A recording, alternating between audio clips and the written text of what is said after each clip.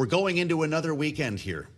There are questions about whether we should even be calling this a war. If it is a ceasefire, however, that's a curious word to use as we continue shooting at each other.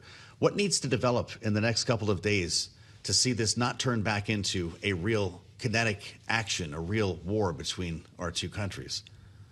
Well, first, thank you so much for having me. And as far as what we need to see, it's serious diplomatic negotiations. It's the President Trump taking this seriously and the Iranians taking this seriously. As you said, we haven't seen progress. A lot of that hinges on the negotiations of what's going on with Lebanon between Hezbollah and Israel, because Iran has told us they're not willing to negotiate until there is a solution there. But really what I think is important, and I hope for President Trump to keep in mind, is when we think about President Trump's foreign policy. Last year, at around this time last year, his foreign policy, his approval rating was about 6 points underwater by Americans.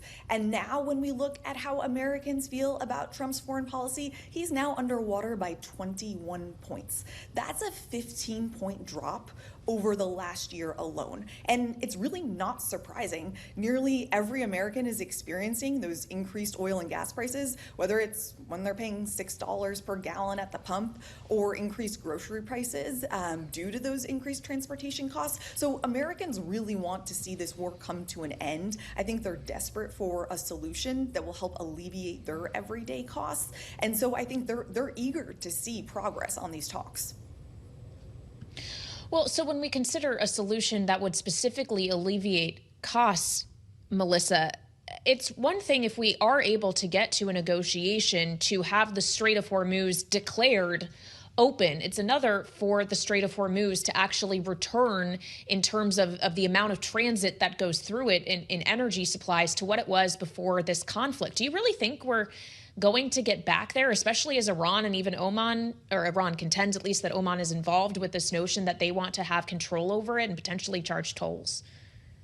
I'm not optimistic. And I think you lay this out really well in the sense that what we are now negotiating over, what President Trump, on behalf of the United States, is now negotiating over, is to get back to where we were before this war started. We are now negotiating to try to reopen the Strait of Hormuz that was completely open. And what Iran has now gained in leverage is an understanding that it can block the Strait of Hormuz, that it has the control, whether, as you said, to impose tolls going forward, but also has the ability to keep a chokehold on the global economy by closing the Strait of Hormuz. It has sent not only prices in the U.S., but prices for people around the world spiraling. And that causes tensions in so many different areas. It raises costs on so many different things. Obviously, fuel prices drive so much of the cost needed for everyday items when it comes to the transportation costs that have to be baked in there. So I think Iran has gained knowledge of leverage that it can use going forward. To what extent will the conflict where we began between Israel and Hezbollah determine the way forward for the U.S. and Iran? It seems that it needs to, and that Iran has said, the Iranian negotiators, its foreign ministers, have said that they need to see a solution in Lebanon before there can be serious progress between the United States and Iran. I know President Trump and his team seem very eager to have talks on Iran's nuclear program, but in order for that to happen, there needs to be progress between Hezbollah and Israel. So I think that's why, as you mentioned in the beginning, the stern language that President Trump told us that he used with Bibi Netanyahu is because in order to get to the negotiating table on the issues that he wants to do on reopening the Strait of Hormuz, whatever the future there may hold, on the future of Iran's nuclear talks, the path to get there is through Lebanon, really.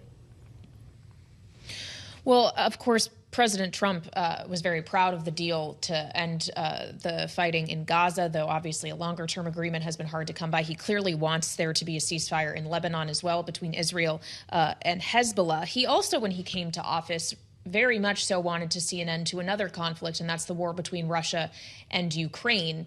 Ukrainian President Vladimir Zelensky yesterday had an open letter to Putin calling for negotiations. Vladimir Putin has rejected that call, saying he sees today no sense in a meeting. Are we getting any closer to a conclusion to that war that we're all paying a lot less attention to these days?